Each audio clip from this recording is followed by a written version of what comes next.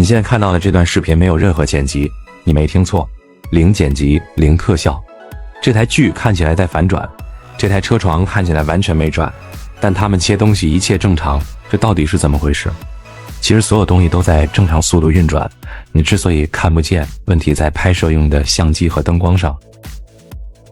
把一束激光照在一个旋转的物体上，就能让它看起来完全静止，甚至缓慢倒转或正转。风扇、锯片，只要是转的东西都逃不掉。你可能自己也遇到过类似的情况，比如你用手机拍家里的电风扇，扇叶突然像卡住了一样，定格了，就像现在你看到的一样。很多人说这是卷帘快门的锅，不完全对，卷帘快门只负责其中一部分，真正的主角是相机里的两个设置。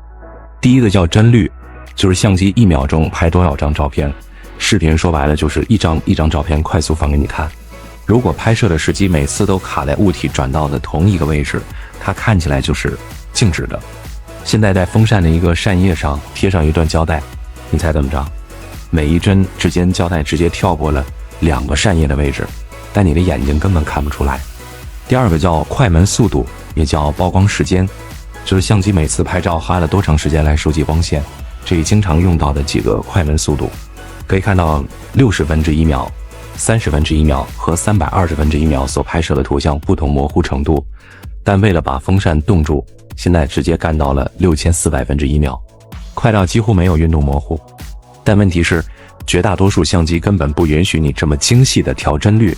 就那么几个固定选项，你跟不上缘分，它就给你糊掉。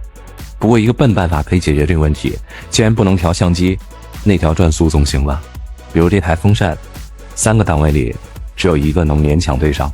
还得堵住进风口，让转速稳得跟老狗一样。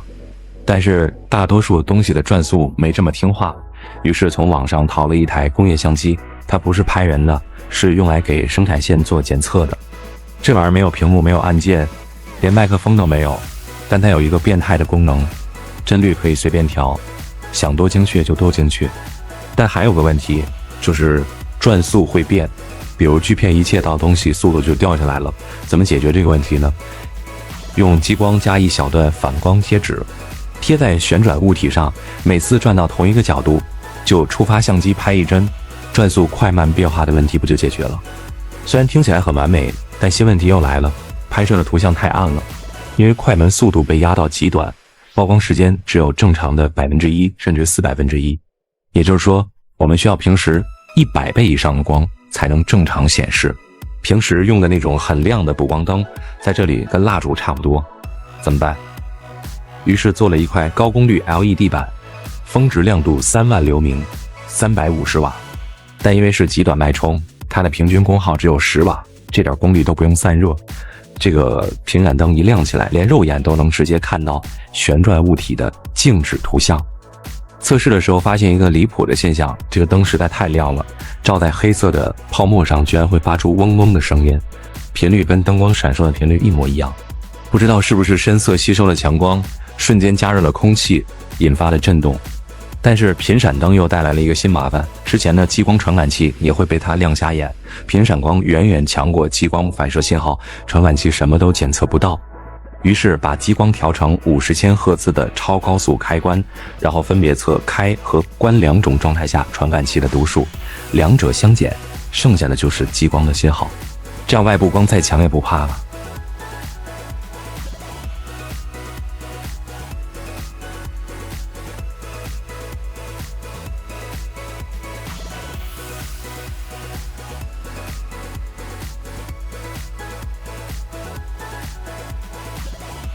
可能有人会问，为什么普通相机用高速快门会变形，而工业相机不会？这是因为普通相机是卷帘快门，一行一行的曝光，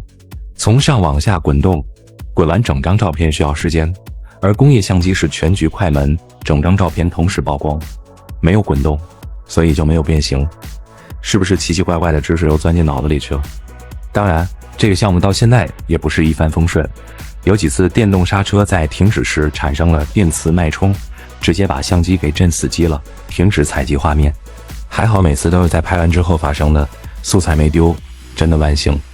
所有这些效果肉眼直接看真的非常诡异，物体完全静止，但它们都还发出巨大的噪音，有好几次甚至忘了它还在转，想直接上手去摸。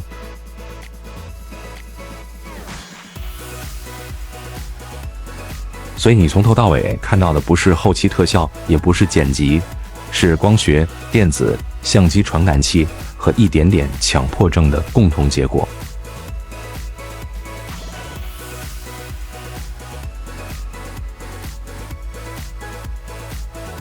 好了，今天就玩到这里，感谢观看，我们下期再见，拜拜。